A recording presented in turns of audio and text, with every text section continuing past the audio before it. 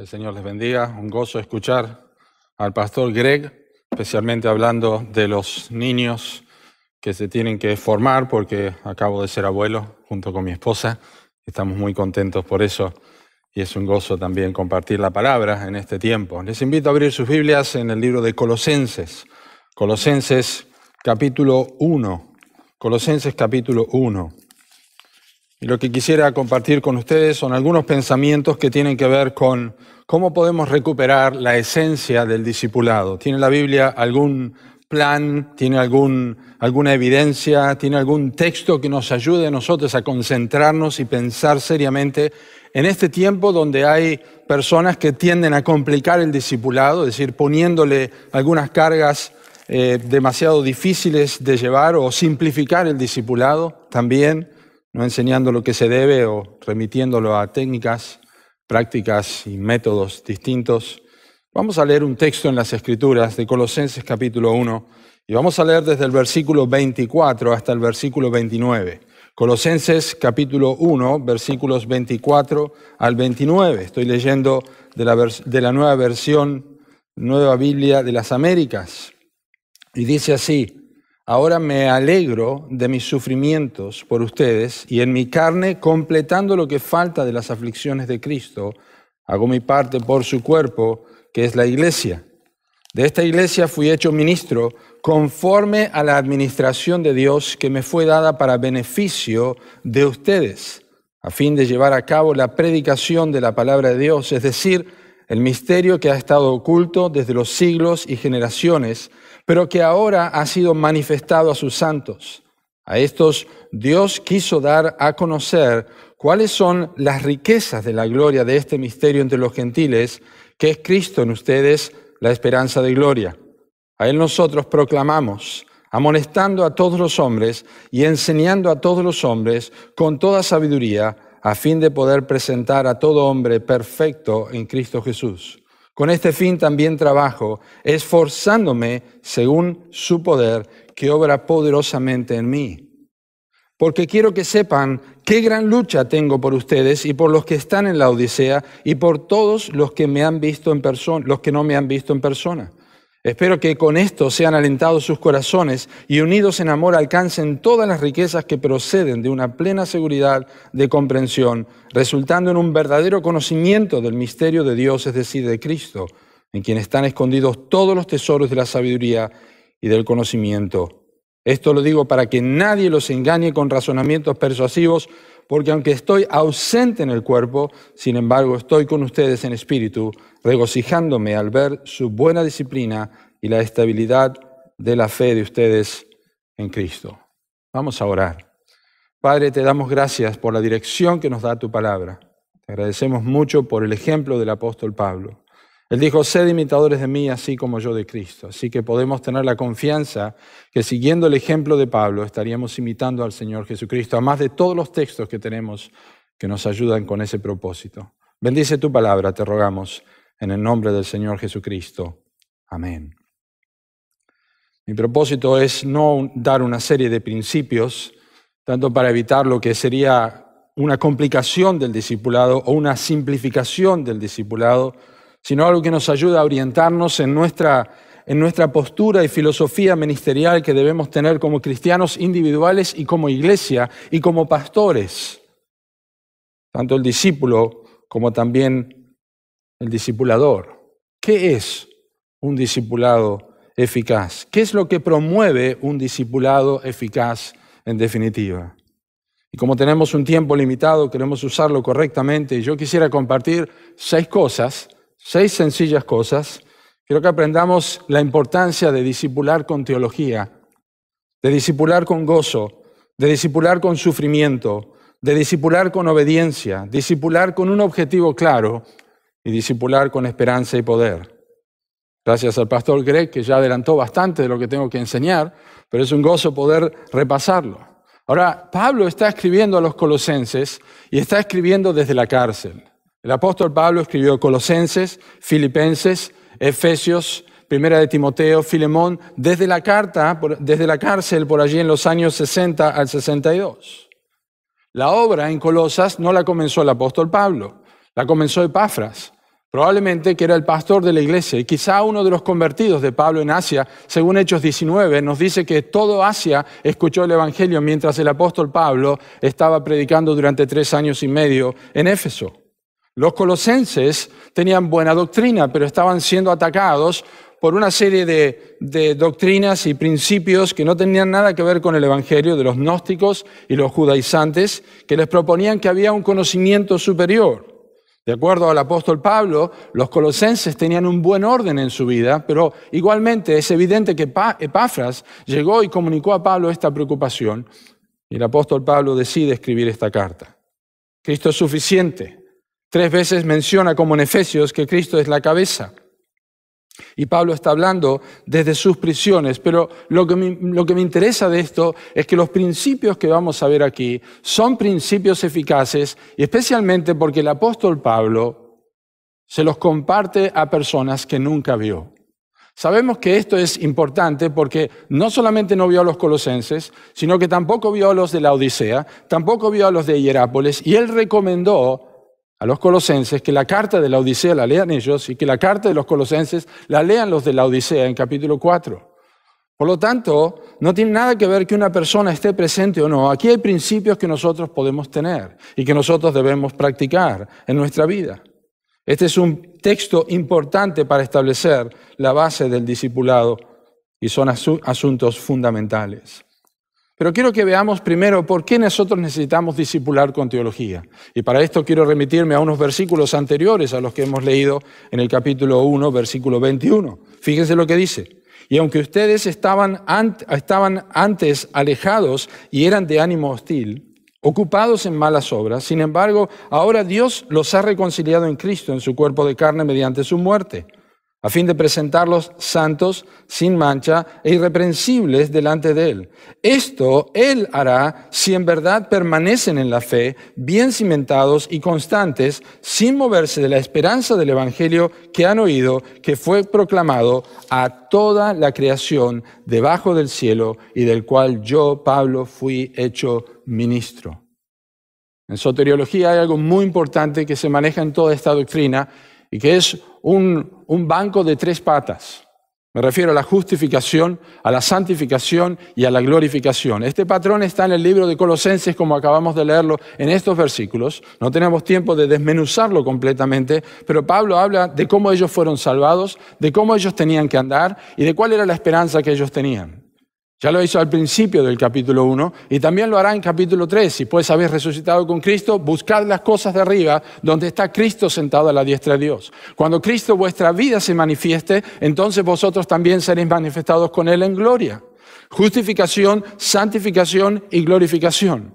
Pero en el texto que leímos recién, de capítulo 1, versículos 21 al 23, Pablo pone una condición y dice allí, si en verdad permanecéis firmes y bien fundados. A veces cito de la versión de Reina Valera 1960, que es la que uso a menudo.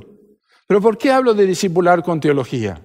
Porque muchas veces se invierte tiempo en personas que no tienen las evidencias de una conversión, no tienen las evidencias de una persona andando en santificación y menos tienen la evidencia de ser personas que tienen la esperanza en la venida del Señor Jesucristo.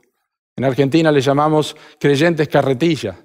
Si son creyentes, donde uno tiene que levantarlos y tiene que arrastrarlos. Tiene que preguntarle si está leyendo la Biblia. Tiene que preguntarle por qué no vino al culto. Tiene que preguntarle si está batallando y cómo está en su hogar y nunca tiene victoria sobre estas áreas. Y discipular este tipo de personas es perder el tiempo. Por eso necesitamos teología en el discipulado. No significa que todas las personas van a ser perfectos de un momento, pues a eso avanzamos, como dijo Greg y como enseñó de Gálatas 4:19. Pero la realidad es que cuando no vemos estos frutos, cuando no vemos estas marcas, nosotros no estamos siendo cuidadosos. Pablo dice, ustedes van a abundar y van a ser presentados delante de Cristo perfectos por Él si ustedes en verdad permanecen firmes y andando. Necesitamos teología en nuestro discipulado. Hay mucho desgaste de pastores y líderes que trabajan con estas personas y esto se debe a esta falta de cuidado. ¿Es clara la justificación en las personas que discipulamos? ¿Es claro el avance en la santificación? ¿Hay esperanza en la segunda venida de Cristo?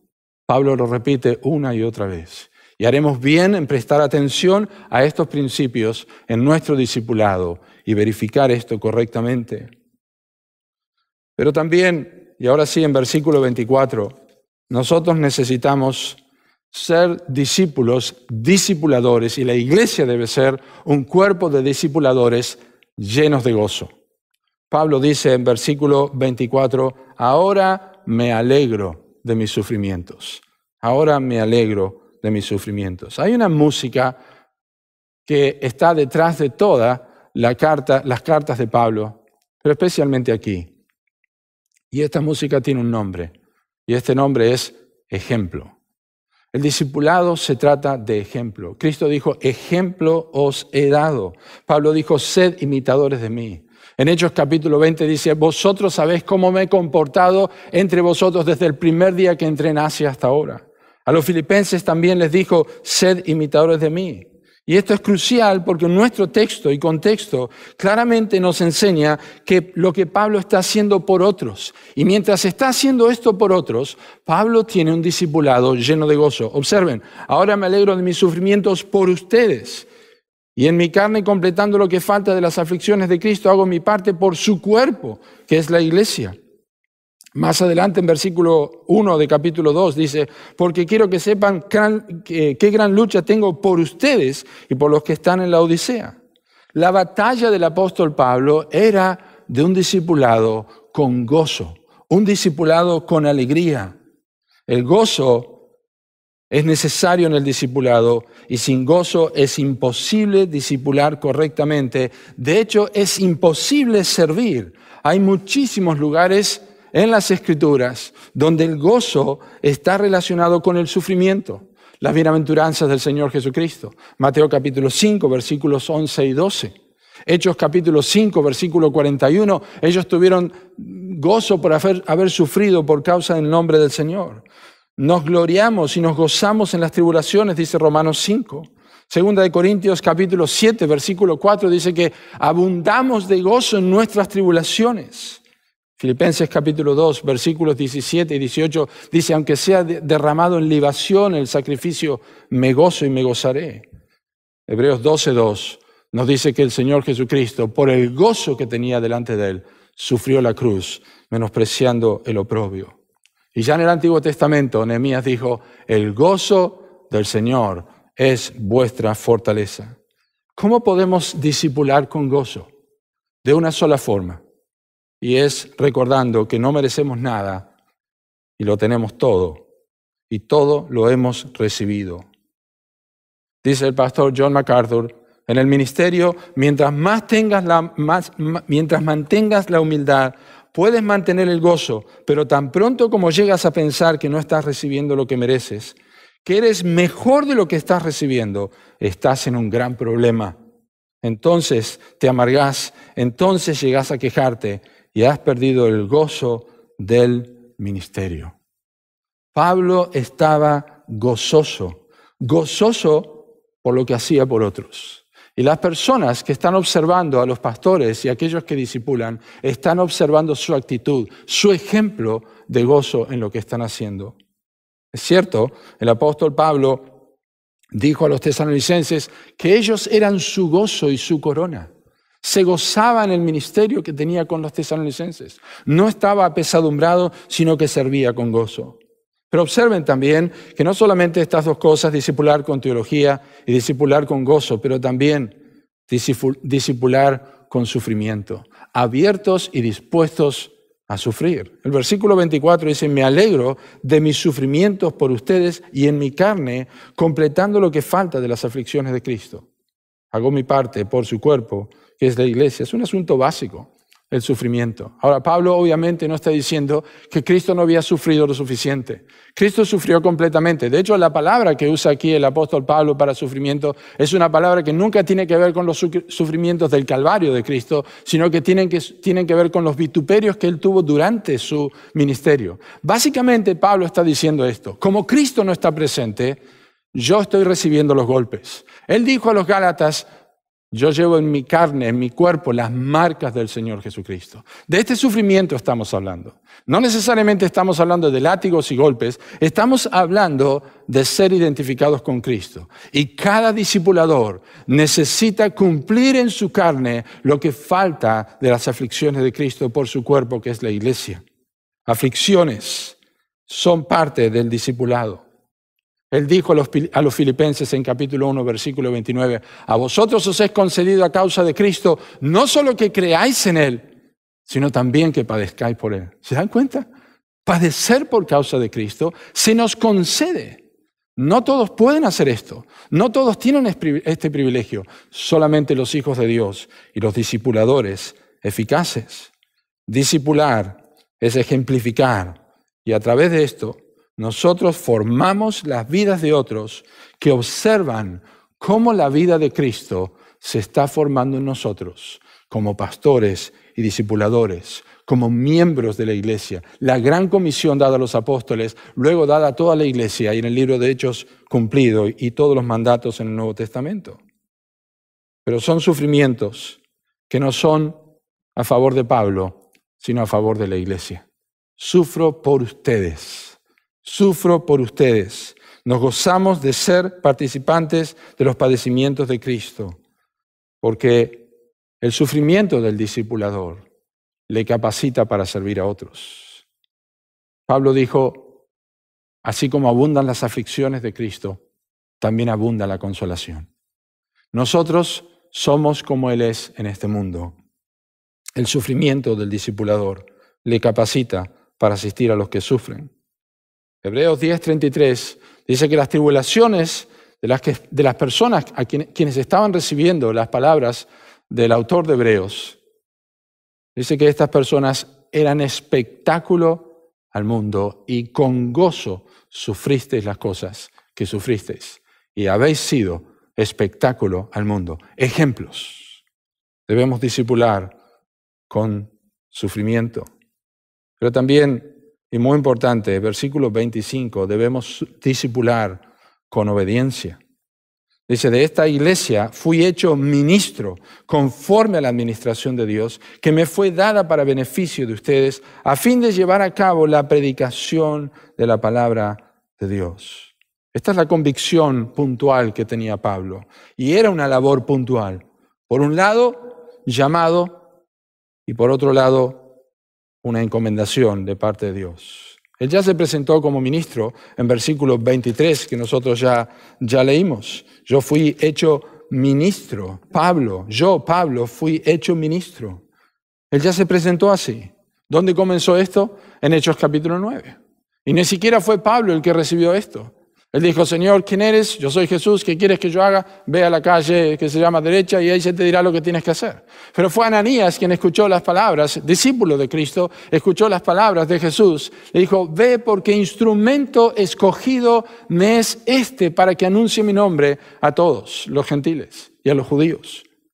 Era un instrumento escogido y por eso Pablo dice en este texto que él tiene una administración o economía, de donde viene nuestra palabra castellana, economía. Pablo tiene esto siempre en claro. Él es un administrador, ha recibido algo y tiene que usarlo porque se le ha encomendado. Es por eso que cuando le escribe a Tito en su carta, le dice que el pastor debe ser fiel como administrador de Dios. El discípulo que olvida la importancia de administrar lo que le ha dado es un discípulo desobediente y no puede discipular a otros si no está obedeciendo al mandato que Dios le ha dado. Pedro, recuerdan en 1 de Pedro capítulo 4, dice, cada uno conforme a la gracia que ha recibido, ministrelo a otros. Ministrelo a otros. Quizás no seas pastor, no estás encargado de ningún ministerio, pero tenés el hábito de visitar hermanos y tenés que ministrarles, discipularles. Tenés un llamado de Dios para hacer esto porque somos discípulos del Señor Jesucristo. Y si un cristiano no tiene una convicción de ser administrador, no tendrá en valor alguno el discipulado de nadie. Simplemente verá a las personas como obstáculos o asuntos que tratar, pero nunca verá a las personas como aquellos que Dios le ha encomendado para enseñarle. La iglesia necesita discípulos obedientes. Y él tenía esta administración puntual, este ministerio puntual, esta labor puntual, y es a través del anuncio de la palabra de Dios. La obediencia del discípulo tiene que ver con una obediencia directa a la palabra de Dios. Es una sola palabra en el original que significa llenar. Dice allí, para llevar a cabo la predicación de la palabra de Dios. Este es el hecho de llenar. Esto es lo que hizo Pablo con su ministerio. Llenaba con la palabra de Dios. Por eso al final de su tiempo con los efesios, con los ancianos de Éfeso allí en Mileto, les dijo bien específicamente, no he rehuido anunciaros todo el consejo de Dios. La Biblia de tapa a tapa, la mejor forma en que un obrero, que un discípulo de Cristo puede discipular con obediencia, es recordar quién le ha dado este mandato, pero es no faltar con ninguna de las palabras que Dios nos ha dado para que enseñemos, en exhortación, en consolación, en evangelización, pero nunca pasar por alto el principio de la predicación y especialmente la predicación expositiva, una exposición continua que abarque todo el consejo de Dios, para que un día nosotros podamos dar cuenta delante del Señor Jesucristo que no hemos metido nuestro talento debajo de la tierra, sino que hemos sido obedientes. ¿Cómo estás en este particular? ¿Estás obviando algunas cosas de las Escrituras porque te parece que no se van a adecuar a esta persona que estás discipulando, a esta persona que estás enseñando? ¿Estás evitando el sufrimiento? ¿No lo estás haciendo con gozo? ¿No tenés una clara teología por la cual discipular a otras personas? Es muy importante que usemos las Escrituras.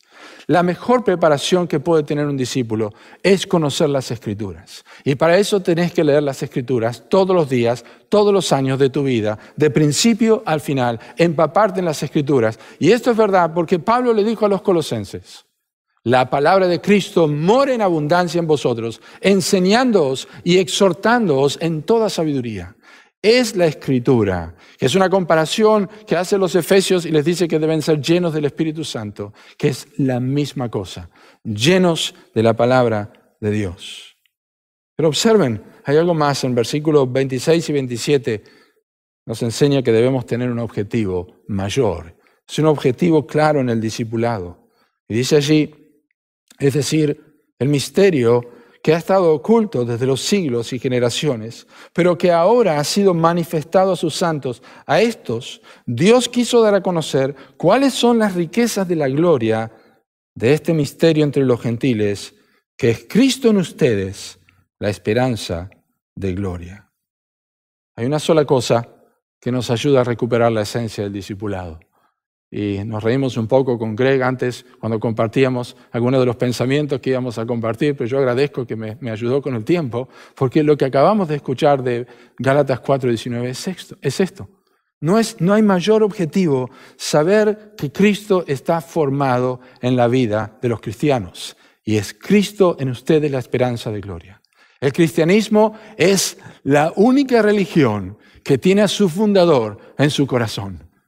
Es la única. Es Cristo en nosotros. Es la esperanza de gloria. Cuando David oró en el Antiguo Testamento, en Salmo 51, él dijo, no quites de mí tu Santo Espíritu. No es una oración que los creyentes hacen hoy. El Espíritu está en nosotros. Las manifestaciones de la gloria de Dios en el Antiguo Testamento, en el tabernáculo, en el templo, en el tiempo de Ezequiel, no tienen comparación a lo que es en nosotros. Juan dijo en Juan capítulo 1, vimos su gloria, gloria como el unigénito del Padre, lleno de gracia y verdad.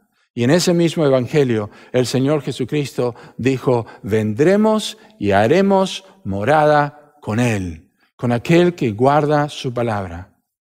Esta es la verdad del evangelio y este es el objetivo. Cristo en nosotros. Por eso en capítulo 3, Pablo dice, cuando Cristo, vuestra vida se manifieste.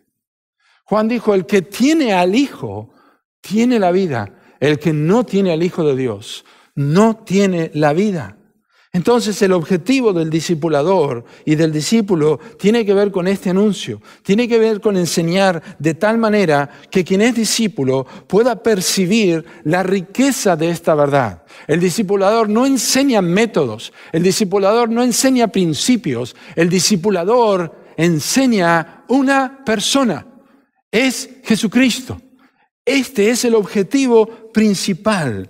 Por eso dice en capítulo 2, en versículo 3, el apóstol Pablo, así, en quien, en Cristo, están escondidos todos los tesoros de la sabiduría y del conocimiento.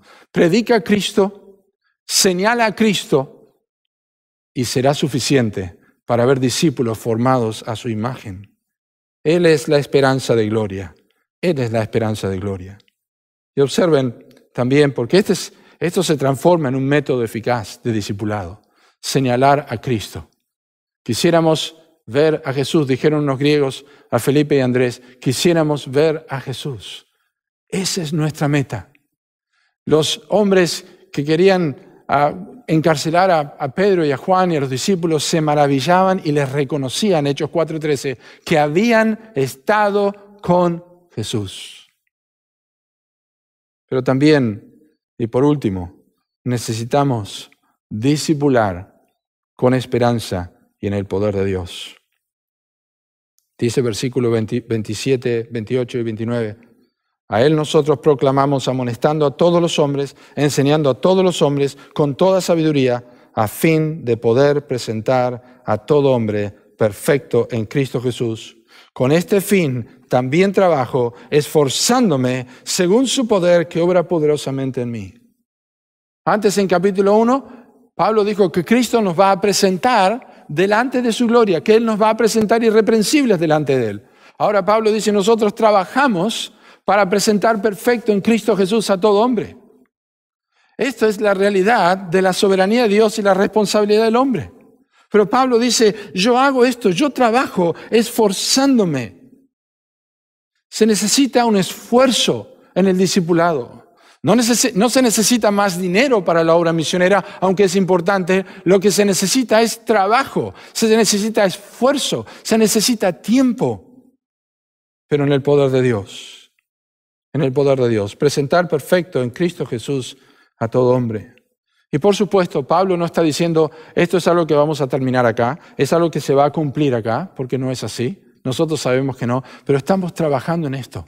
Es un principio a través de todas las epístolas de Pablo. A los romanos les dice, sabemos que a los que aman a Dios, todas las cosas les ayuda bien, a los que son llamados para que fuesen hechos, estoy simplemente parafraseando, sean formados a la imagen de su Hijo. A los filipenses les dice, el que comenzó en vosotros la buena obra, la perfeccionará hasta el día de Jesucristo. A los efesios en capítulo 4 le dice hasta que lleguemos a la plenitud de este hombre. En 1 Tesalonicenses 5, 23 y 24 dice para que seamos presentados sin mancha y irreprensibles delante de Él. Pablo lucha, agoniza es la palabra. Según la potencia que actúa, la energía, esa es la palabra, energeo, poderosamente, dunamis, que no tiene nada que ver con la dinamita, porque la dinamita no existía en ese tiempo, sino que es poder, tiene poder para transformar. Como dicen los comentaristas, la lucha se lleva a cabo en proporción no a sus poderes naturales, sino a la energía poderosa de Cristo en su interior. Este es un trabajo que Pablo y cualquier discipulador necesita y debe participar. Cristo perfecciona, Pablo lucha para esto. Y escuchen, me gusta porque Epafras fue a ver a Pablo a la cárcel, le contó cómo estaban los colosenses. Pablo escribe la carta y la manda y dice, para terminar en capítulo 4, Epafras les manda saludo. Es uno de ustedes, pero miren lo que dice en capítulo 4 de Colosenses y el versículo 12. Dice Epafras, quien es uno de ustedes, siervo de Jesucristo, les envía saludos, siempre esforzándose intensamente a favor de ustedes en sus oraciones, para que estén firmes, perfectos y completos y completamente seguros en toda la voluntad de Dios. Avancemos con este fin para la gloria de Dios. Seamos discípulos con teología, seamos discípulos con alegría, suframos por causa de Cristo, seamos discípulos obedientes, tengamos un objetivo claro y esforcémonos en la fuerza y en el poder de Dios. Oremos. Gracias te damos por tu palabra. Te agradecemos porque tenemos en las Escrituras todo lo que necesitamos para ser discípulos eficaces y hacer un discipulado eficaz. Te rogamos por aquellos que puedan no conocer a Cristo, que a través de tu palabra en este día lleguen a la salvación. En el nombre de Cristo Jesús. Amén.